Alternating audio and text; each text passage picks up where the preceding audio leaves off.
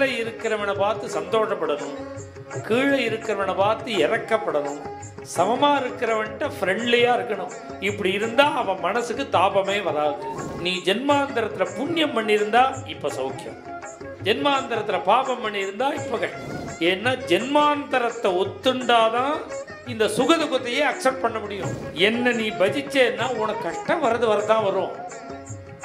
ஆனா அந்த கஷ்டத்திலேருந்து உன்னை யார் காப்பாத்துவாளோ அவளை பக்கத்துல உட்காத்தி வச்சுட்டு கஷ்டம் வரும்.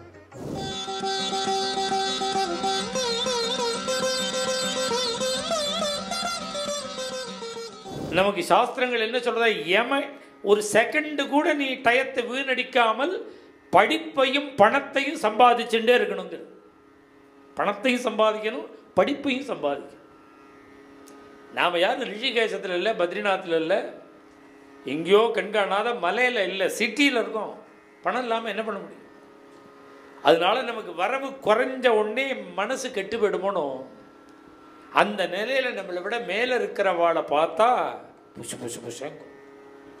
இந்த ஊருக்கு அந்த பையன் வந்த நிலை எனக்கு தெரியும்,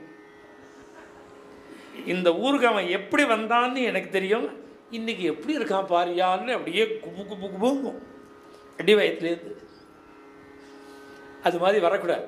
நம்மளை விட மேலே இருந்தால் என்ன நினைக்கணும் தெரியுமோ, ஜென்மாந்தரத்தில் எப்படி பகவான் ஆராதனை பண்ணியிருக்காளோ,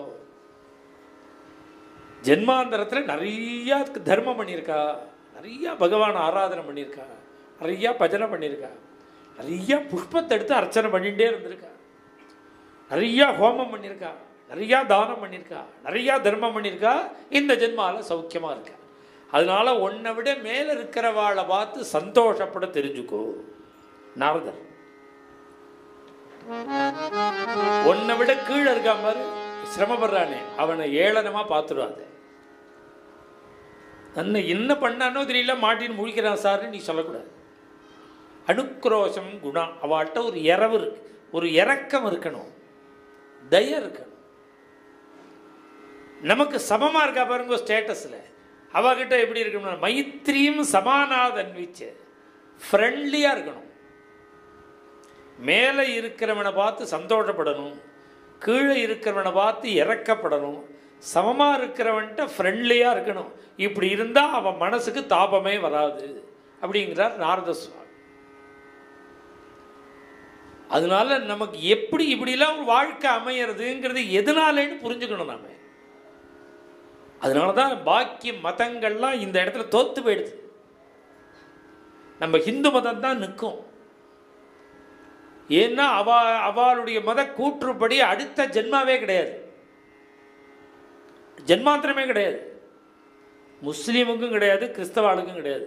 அடுத்த ஜென்மான்னு ஒன்று கான்செப்டே கிடையாது. ஒரே ஜென்மா. ஒரே ஜென்மாங்கும் பொழுது அவன் அந்த மதத்தில் ஒரு தெய்வமாக ஒன்று சொல்கிறான்னு, அது ஒருத்தனை ஏழையாக படைச்சிருக்கு, ஒருத்தனை படைக்காரனாக படைச்சிருக்கு, ஒருத்தனை வியாதிஸ்தனாக படைச்சிருக்கு, ஒருத்தனை ஆரோக்கியமானா படைச்சிருக்கு. அப்போ அந்த தெய்வத்துக்கு கருணை இல்லையா? அவன் தானே படைச்சிருக்கான் அந்த ஜீவனை, ஏன் ஒருத்தனை கஷ்டப்பட வச்சான், ஒருத்தனை ஏன் சௌக்கியமாக வச்சுருக்கான்? இந்த கேள்வியை கேட்டால் அந்த மதங்களால் பதிலே சொல்ல முடியும். இந்த கேள்வியை கேட்டால் நம்ம ஹிந்து தர்மம் என்ன சொல்லும்? அப்பா பகவான் சர்வசமன், அவன் கர்ம பலதாத்தா, கர்ம சாட்சி. நீ பண்ணினத்தை தான் நீ அனுபவிக்கிற, அவனா உனக்கு ஒன்றும் பண்ண மாட்டான்.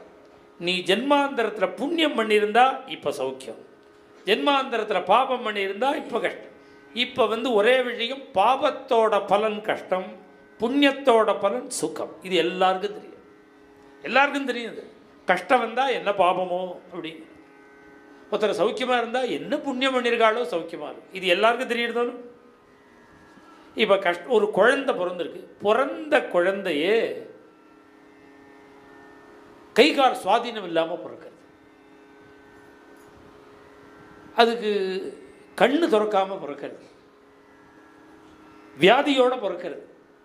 இப்போ பாபத்தோட பலன் தான் கஷ்டம். இந்த குழந்தை இப்போ தான் பிறந்திருக்கு, இன்னும் எந்த பாபமும் பண்ணலை. அப்போ இந்த கஷ்டம் ஏன் வந்திருக்குங்கிற கேள்வி கேட்டால் தான் இது இந்த ஜென்மா கணக்கு இல்லைடா, போன ஜென்மா கணக்கு. இந்த ஒரு விஷயத்துக்கு நம்ம ஹிந்து தர்மம் ஒண்டி தான் பதில் சொல்லும். ஏன்னா ஜென்மாந்தரத்தை ஒத்துண்டாதான் இந்த சுகதுக்கத்தையே அக்செப்ட் பண்ண முடியும்.